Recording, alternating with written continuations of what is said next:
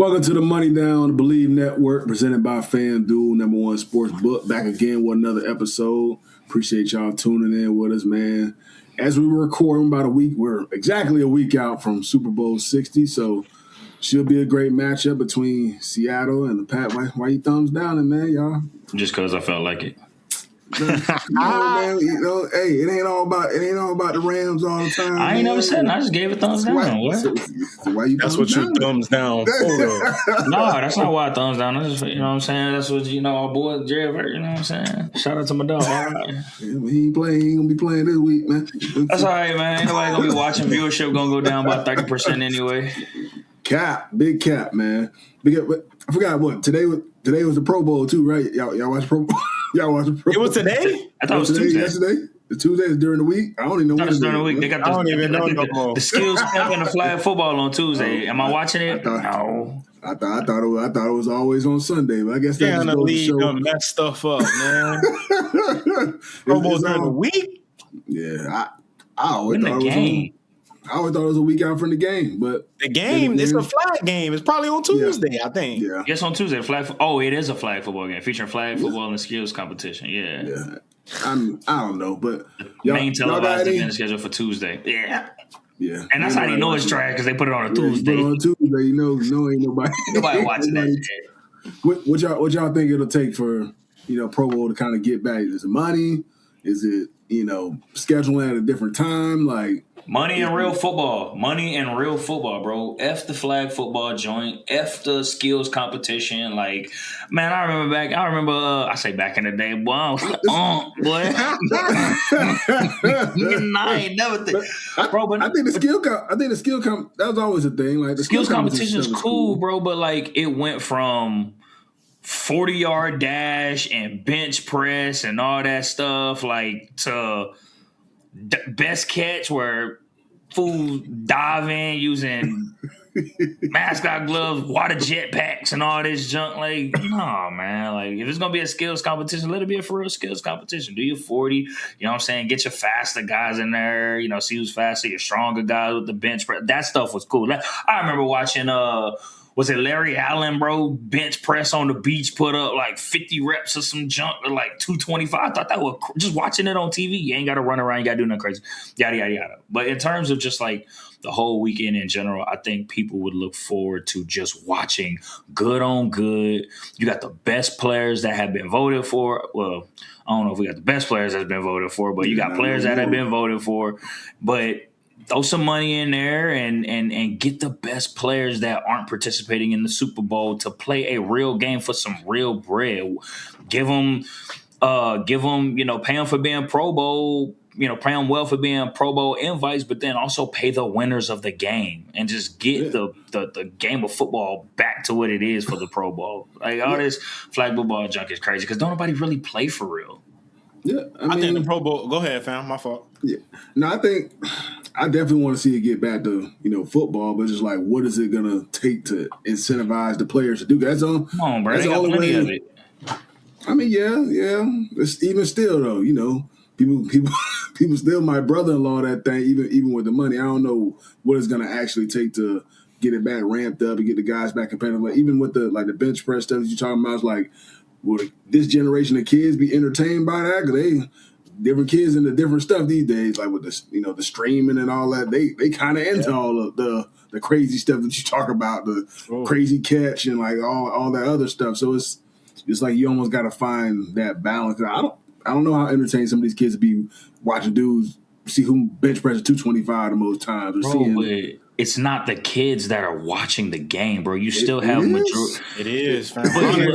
But here's the thing, though, bro. Like people like us, like we still want to watch it. Like those are who's really paying attention. You know what I'm saying? It's like, not saying the kids aren't paying attention, but I mean, I understand, like, enjoying the streamers, watching the Destroyings, the Kai Cenats, all that stuff. Leave the flag football and the 7-on-7 junk for the celebrity game. You brought that in. That's really cool, right? You get the streamers involved, like the things that the kids are watching. Enjoy that, right? But let the football players do what the football players do and ramp it back up and put some real bread on the line. Because yeah, you're right. People can still brother-in-law that thing. You put a little bit of cheese on there, but really make it worth it, and people will play football, bro. I think I ain't gonna lie to y'all boys. I think it's cooked. It's over with, right? Like, and I thought about certain things as if they move the Pro Bowl back to Hawaii, and then like you said, Warren. Of course, the answer could always be to throw more money into it. My thing with the NFL is money ain't an issue, right? I think we just seen they keep coming out with statistics and stats. I think the NFL producing like $13-14 billion a year or something. So it ain't got nothing to do with bread.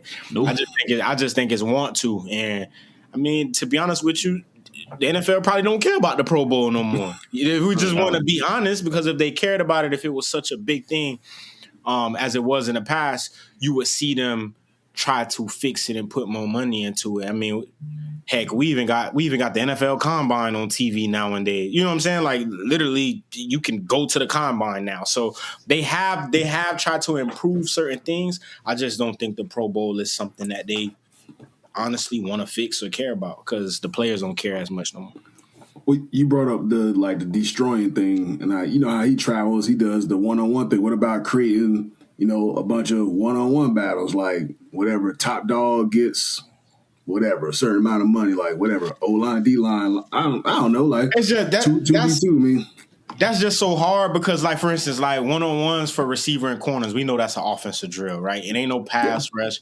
It ain't no real, you know what I'm saying? Like, so that could be tough. I do see that as something, but I think, bro, I don't know. I think like you said,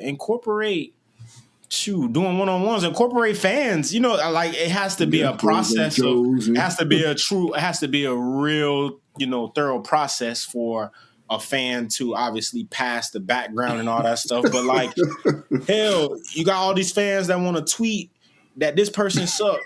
Okay, well, you got to guard Puka this, Puka for 4 or 5 reps, right? Nah, like, fam, I wouldn't do that, fam. I wouldn't do that, fam. Okay. You might get some superheroes out there that, nah, bruh.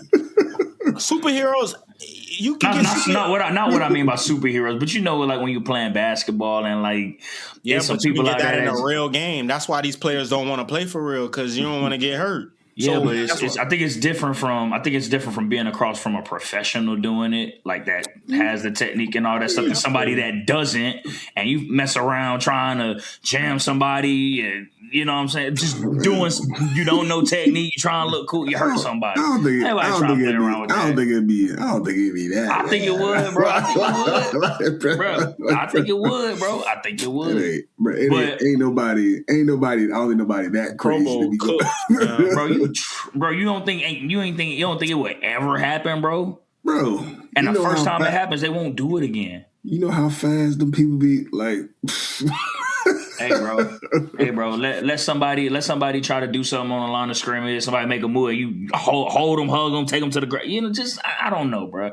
Accidents happen all the time, fam. Well, true. Like, I mean, that can happen every day. You walk outside and get hurt. Like, you know what I mean? Hey, but that's unintentional. I'm not saying people would do it intentionally, but bro, you just giving it an opportunity, bro. I don't know. It's just like doing pros versus Joe. I don't think it'd be that. And it ain't like dudes would be going 1,000 miles an hour. Like people just have fun with it. You know what I mean? Like, excuse my language. All right, well, we'll get back to the biggest topic at hand, Super Bowl Sunday, man. We got obviously Seahawks versus Pats. Right now, the over-under on FanDuel is, I should say the spread is -4.5 Seattle, like we talked about last week, which is, I think, is fair for Seattle. They probably should be the favorites in this matchup, and the over-under is 45.5 points, which I think that's a pretty good number, too. Mm-hmm. I think it's going to be a decently scoring game. It's 2 really good defenses, but also 2 offenses who, if, they get it rolling, they can be explosive at times. So I don't know what's y'all thoughts on the spread and the over-under for this game. The spread, we kind of knew that. Again, we knew Seattle's going to be the favorites. I just seen earlier everybody is betting on Seattle, so you know what that means. You a betting man. Go the other way. Go the other way. Go the other way. Go the other And way. I really do think it's a winnable game for New England. Like we talked about it a little bit last week. Like I think New England match up perfect with them. So to just sit there and just give Seattle to say, you know, they're a 4.5 point favorite. Obviously the over and under on the spread or total points. It's a decent like that's a number that you could see being realistic, like a 24-20, one ball game. It's just always crazy to me that the NFL and these betting sites know exactly like I don't know, man. But if you're a betting man, I say go ahead and roll with New England, dog. Win you some money, man. No, I think it's a very winnable game for New England, bro. They match up very well on the outsides. I mean, Carlton Davis and Gonzo, bro. I'm gonna enjoy seeing them two match up with JSN, bro, and seeing what Seattle offense does or what their game plan is. I think they're gonna have to keep it on the ground a lot. I don't think they're gonna get a lot in the air, right? JSN gets great separation, great receiver, one of the top receivers in the league, but I think that back end is gonna give Seattle problems because I don't know if they have outside of JSN. If you're, I don't want to say clamping him because ain't nobody clamped him all season, but you're doing a good enough job on him. You do a good enough job on him. I don't know if Darnold has enough passing weapons to. I mean, they got Coop, but still, I just don't know if they have enough. Yeah, I don't know if they have enough to, maintain the game through the air. You're gonna have to keep it on the ground. You got to use Kenneth Walker. You're gonna have to ride him a lot. My question to y'all is: if y'all are New England. Y'all letting Gonzo follow him, or is it just we trust both corners, whoever side he on, man? Hey, go make your money. I think you trust both. I mean, they've both been playing well all year, and I think maybe if things look a little different, make a halftime adjustment. If Gonzo's playing a lot better and he's doing a little bit more against Carlton Davis, then you make a halftime adjustment in that situation. But I think you give them both an opportunity, bro. They both are very good quarterbacks, great cornerbacks, great veterans, know how to play the game. I mean, I don't think either one of them do a poor job against JSN. Saying complimentary to how they play. Yeah, I mix it up on them, honestly. I throw all three of them, dude. I throw Marcus Jones at them every now and then too, just to mix up the body types. Yeah, Marcus good, man. And I think Marcus can run. He can move laterally extremely well, and like I said, they may bracket him at times too, whatever it may be, whether with could be Marcus in the safety bracket him and leave Gonzo and Carlton one-on-one on the outsides with Cooper Kupp and Rashid Shaheed, however they want to do it. I do think Gonzo will end up following him at some point, whether it's third downs or at some points in the red zones when they feel like he's the biggest threat at the biggest times in the game. I do think that will be a factor. I don't know if they'll follow him the entire game. It's gonna be interesting because I'm not gonna sleep on Shaheed because these type of games is when like these type dudes like when you don't expect it, like he go for 100 or something if you just go out there and sleep on. Even Coop, like I know he's not probably Coop from a couple years ago, but at the same time, like you find the spot. You don't come out your A game, like he gonna bang be had 10 catches for 80 yards in the tub, like so. To me, this game comes down to the run game for both offenses. Mm-hmm. Whatever team comes out of this game with the most rushes yards is probably going to be the team that wins this football game, whether it's Kenneth Walker, whether it's Travion, whether it's Ramondre. I think whoever controls that line of scrimmage, because I think it's going to make the easier game for both quarterbacks. I think each quarterback is going to need this run game because each team has a pass rush that can get after you, and there's a pretty good secondary too. I don't think either team wants it to be a drop-back football game. So if you can establish that run, I think it bodes well for both quarterbacks. I just think it's going to be harder for New England to establish the run against this Seattle defense, right? Like I haven't seen a lot of teams be able to run on them or be successful. I'm about to say the Rams have had success, obviously, and I mean I'm sure we can compare Josh McDaniels to being a OC to the same caliber as Sean McVay. As far as just, game plan and having the right plan for your offense to go out there and be successful. I don't know. I think if you're going to attack Seattle's defense, I think it's going to be through the air. Now, we've always talked about it, right? You got to have a good run game because the run game is going to balance it out. But I just when I look at Seattle's defense and their secondary, it just don't scare me. Of course, Nick he's been all over the place this playoff run. And they have known name corners out there, but I feel like Wolin outside, like you could take advantage of some of these matchups. The other corner, Job, like you could take advantage of some of these matchups. Not saying they're not good players, but I think if you're going to attack them, it got to be through the play action game and getting your receivers. Over routes, little stuff like that. Like it just routes that your quarterback and receiver core are gonna have to be on the same page mentally to kind of just take advantage of. So it's gonna be interesting. But I think the biggest part is they front. That's what gets after you. And like I said, you don't run that ball. Like they secondary gonna hold up enough. You know what I mean? Yeah. They got long bodies like them dudes. They cover ground. They gonna try and heat you up. With these different pressures from Mike McDonald, they play well. They play to their strengths. Like they ain't holding nothing back. You know what I mean? Yeah. So it's gonna be real interesting. Who y'all like to be the MVP of this game? The odds for MVP: Darnold plus 115, Drake May plus 230, JSN plus 550. That's Kenneth Walker plus 850, Ramondre plus 3,000. Woo! You got Rashid Shaheed plus 4,500, Stephon Diggs plus 4,500. That's just some of the odds. Like who y'all like for MVP in this game? I'm gonna go Drake May, man. Yeah, I'm gonna go Drake, bro. I'm gonna go Drake May, and it's a quarterback award, fam. They bumped my dog a couple years ago. He went crazy, and they still gave it the 12, which it's a quarterback award. I would say this though, Mondre, bro. I hope he get going. And we just talked about this Seattle defense being so tough to run on. It would be good to see him get going and get in the end zone maybe 2-3 times if he had one of those games and win that, man. Because it's about time. I mean, I don't know who won MVP last year. Jalen Hurts. Jalen Hurts. Like normally it's a quarterback, so it just would be good to see another position winning. Yeah, I agree with that. I'm rolling with Dre, man. I'm rolling with him just because I know the type of factor you got to be versus these type defenses. Not even just in the run game, the pass game. Them check downs, like in which he's been doing very well with that over the last several weeks towards the end of the regular season and the playoffs.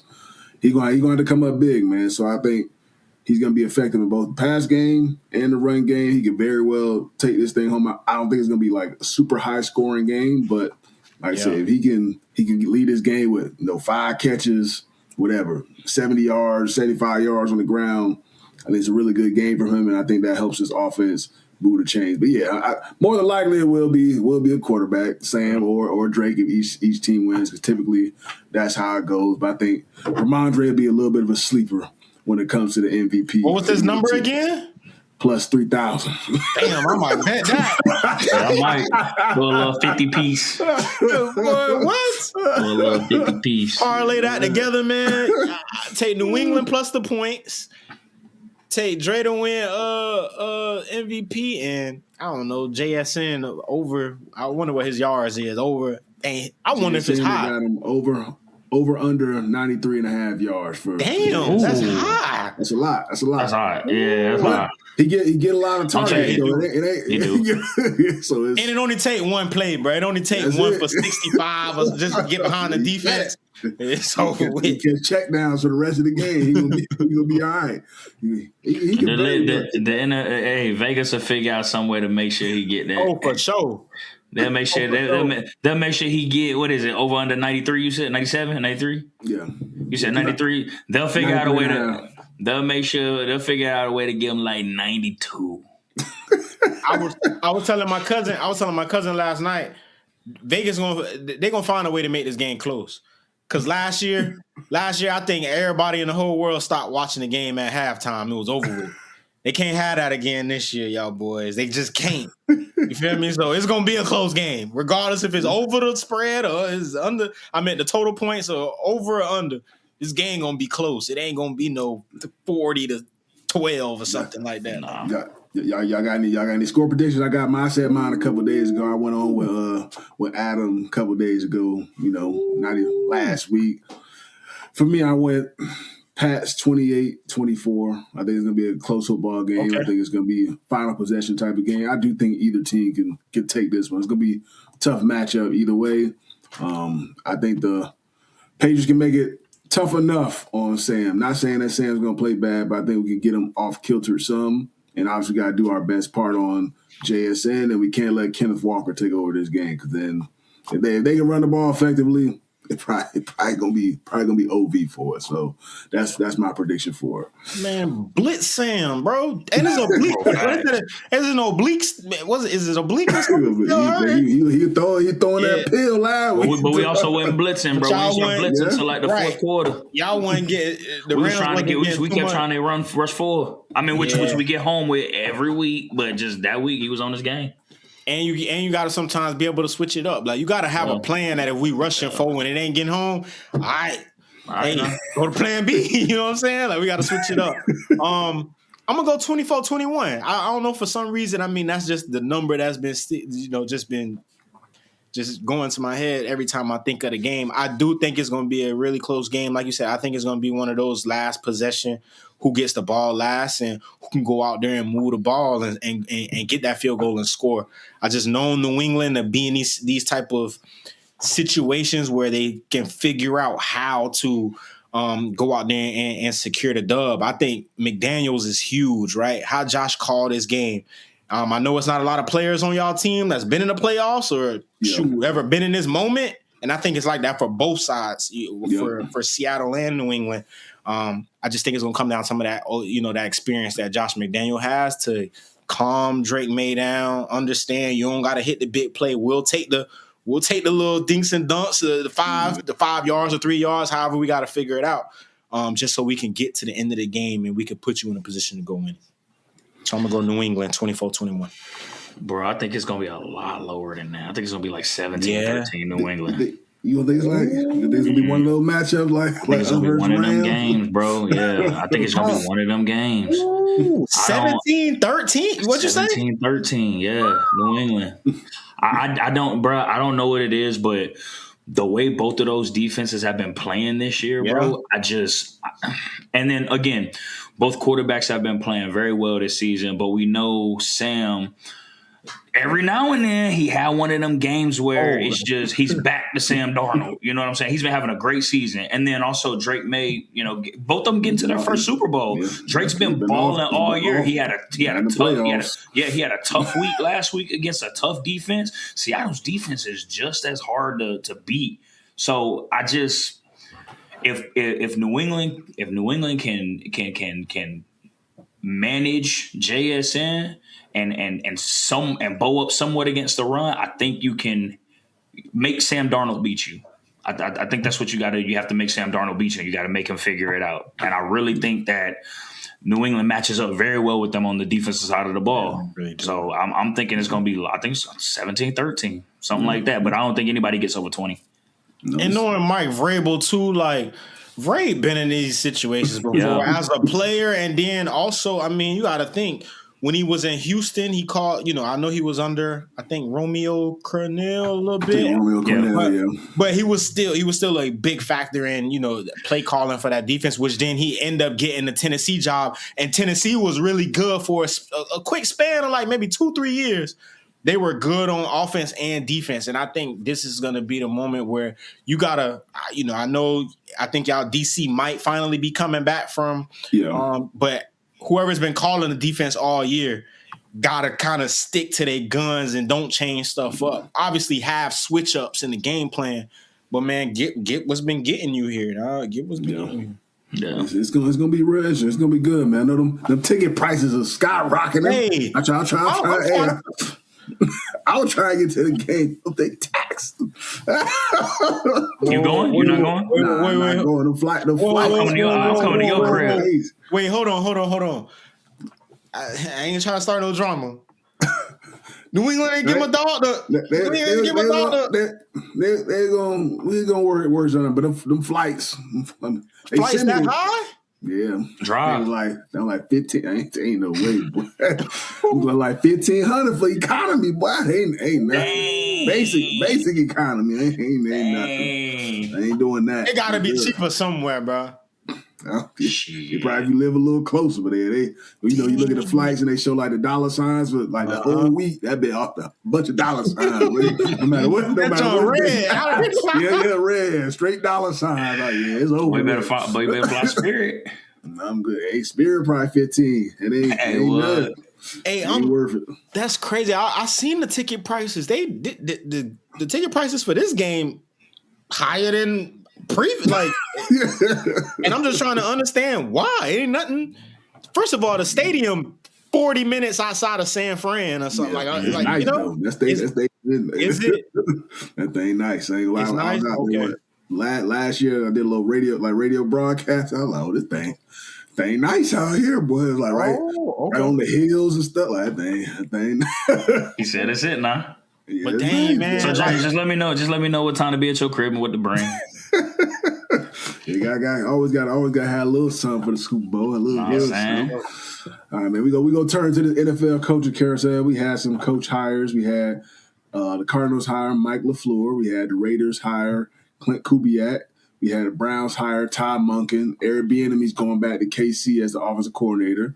Raheem Morris to San Fran as a DC. You got Jim Leonard, Wisconsin legend, going to Buffalo as a DC. And then Brian Daboll to the Titans as the OC. So, been a lot of moving parts. A lot of the question marks are starting to be answered as far as the coaching carousel. Also, we had Joe Brady. He's the head coach for the Bills now, the offensive coordinator, the head coach. So, yeah, man, it's been a lot of.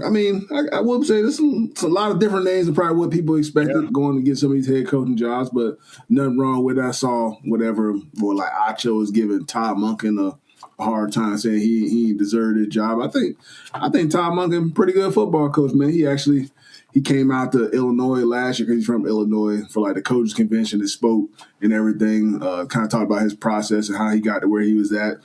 I think he'd be a pretty good head coach, man. It seems like he knows how to talk about how he coached Lamar and how he tried to get the best out of him. I think he'll do good with the young quarterbacks that they have with Cleveland, whoever ends up being the starter for them going forward, whether they even draft the guy, sign a guy, whoever they decide to do, because we all know they got a good defense over there. Yeah. It's just that offense. It's just whoever can figure that thing out and get that offense to be consistent, Cleveland will have a chance, because there's a lot of question marks in that division now. Like I couldn't tell you. Like it's up for grabs now. So you said who the Steelers hire? The Steelers hire Mike McCarthy. Mike McCarthy. That's right. They hired Mike McCarthy. So boy, there's a lot of new. There's a lot of new in that division. Boy. Yeah, it's a lot of new in that division. The Bengals the only team that retained their coach. Yeah, they're the only one that retained their coach, and then they still got. Obviously they got a lot of talent on offense, but they got a lot of questions to answer too. So I don't know what y'all thoughts on the little coaching carousel, because Robert Saleh's head coach of the Titans, forgot about that too. So it's a lot of new faces, some new places. Literally a coaching carousel, man. It just swapping around. I think the Bills won, man. I ain't gonna lie to you. And obviously adding Joe Brady, who's been in that building already as the OC, to move him up to the head coaching job, and then to bring in Jim Leonard, who, right, I think if you know that situation in Denver, obviously, Vance Joseph is the DC, but Coach Leonard probably got his hands a little bit on the DC. On the play calling or just figuring things out, game plan wise throughout the week. So for him to go to Buffalo, which is a team that they keep knocking on the door, right? Like you would have thought this year was going to be the year, and they couldn't get a couple stops. So I just want to see what he's going to be able to bring into that, to that defensive side of the ball and over there in that room, man. Just being a player that's played under Coach Leonard, man, he's a player's coach. He knows how to simplify and make things relatable. So I think that secondary and defense is going to improve a lot. And I think Buffalo is going to be a team to watch out for. They just, like we've been talking about, they need one more piece on the outside, or they need some help at receiver. And, we could be talking about them getting back to how they was a couple of years ago. What you think, Warren? Coaching carousel, what's the biggest takeaway? What coach you think gonna make a difference for they new franchise, man? No, Mike LaFleur in the division. And I don't want to ask a crazy question, right? But Matt is his brother, right? Or they not related? Yeah, I'm pretty sure. They gotta be. But I would assume. Okay. When I see that, I was just like, I want to ask. I don't want to sound stupid, but are they brothers? Okay. I agree with Breeze, man. I think Joe getting Joe Brady in there as a head coach, somebody that's been in the building, somebody the team trusts. I mean, I think that was a great pick. And then going to go get Jimmy. I mean, we know Jimmy. I know Breeze has played under Jimmy. I've got a chance to see Jimmy from a staff standpoint, like big pickup for him. Great defensive minded guy, played in the league. I mean, can't get any better than that. So definitely Bills won that. One thing I will say, it's gonna be it might be controversial. I don't care, bro. But 10 openings and not one minority. Yeah. I mean, not one black. Excuse me. I ain't trying to make it all about that. But still, you had some I think you had a couple good coaches out there that had an opportunity. And now we only got 3 in the league right now. Yeah. All the head coaching jobs took. Yeah, I think so. Yeah. But that Wait. Yeah, because Falcons got theirs. Excuse me. But I mean, shout out Robert Saleh, minority, Lebanese, I believe. Yeah, they all gone now. Yeah, but they all gone, bro. What's Minnesota DC's name? I'm going blank on his name. He didn't get a head coaching job. B-Flow? B-Flow. No, he got an extension. Got a little extension with. He didn't get a head coaching job. I mean, he may not have wanted it. Also, he may just turn it down, wait for the next cycle. I mean, I'm sure somebody probably offered something to him. I would have hoped somebody offered something to him. But then again, you don't know. I think that's something that we've talked about for the longest time, like how that's been. It's crazy to me how we only got 3. I ain't trying to make it about that, but it just bothers me. There's only 3 in the league, and you have really good coaches of color, bro. It throws me off sometimes, but it's ain't trying to draw too much light on it. Still, get a head coaching job. B-Flow. I wonder what happened with the whole Vance Joseph thing. I wonder if he interviewed. I wonder if anybody gave him a call because he did an amazing job out in Denver. Yeah. He did an amazing, and then also. Bieniemy's been a really good head coach for years, bro. And we have yet. I know at one point, I want to say it was a few years back after they won a Super Bowl, he had a bunch of job opportunities, or people were looking at him for job opportunities, or he was one of the coaches in the spotlight, and they say, "Oh, he just doesn't interview well," or something like that. It was just like a rumor going around, but it's like. Bro, you know how many coaches we done heard step up to the podium and say some wild crap, and people like, So it's just stuff like that. It's like sometimes I just wonder, like, what's the rub or like what's going on, but it's just sad to see, but it is what it is. And like y'all just said, though, maybe some of these people want to be DCs or OCs and just leave it like that. Don't want the pressure. It's a lot of pressure. It's a lot of pressure that come with that head coaching title, boy. Especially that league, boy. But it's pressure tough. That come with the coordinator jobs too. Sure. They just as expendable, bro. No, for sure, but it's different. It's definitely different when you got to sit up there and answer the questions there. Them people tell you quit. You done lost the locker room. When you hear that, you been 3 games. You lost the locker room. When you start hearing that lost the locker room rumor going around, you probably ain't got too much longer. Start packing it up. All right, man. You probably ain't got too Appreciate much y'all, man. It's tough, man. This coaching business it's gruesome, especially in the NFL. But last but not least, we got to go to the social standout, man. We had some boxing matches going down this weekend, and I have never ever seen this happen before, man. Damn. Before, but the fighter is getting the hair knocked off his head, sir. Damn, that's embarrassing, dog. Hey. That's like a cartoon. Boom. I know he felt that breeze. I know that boy felt that breeze when that been flapped up. That's all you can do right That's there. all you can do. Yeah. Well, I've never seen this before, but a fighter is getting the hair knocked off off his head. But it just remind me of like I don't know. The first thing I thought about was y'all remember that cartoon growing up, Popeye, when he popped that can of spinach and that top just flew off. Little copper can and Hey, that boy, bro, he need to fire whoever did that. Boy, he ain't do it right. Bro, you could have just went in that. Winning that ball, fam. Winning that ball, fam. Bro, I swear, sometimes it feel like we live in a simulator, bro. Bro, you in a boxing match and your head,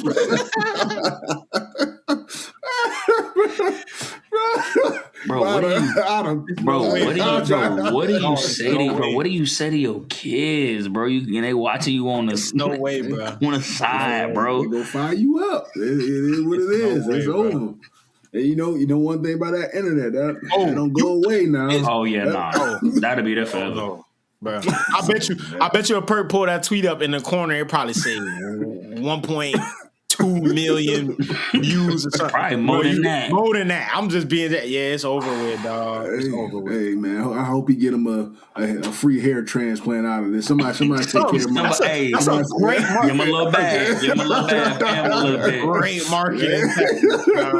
That's a great market. You gotta spin it on him. Man. Oh, Lord. Get that glue. Get that edge glue. Something. I don't know what it is, but something, fam. Yeah, man. All right, man. That's a wrap for the Money Down podcast on the Believe Network presented by FanDuel. Appreciate y'all tapping in for another episode. Keep liking, keep subscribing, keep showing love, man. Holla at y'all.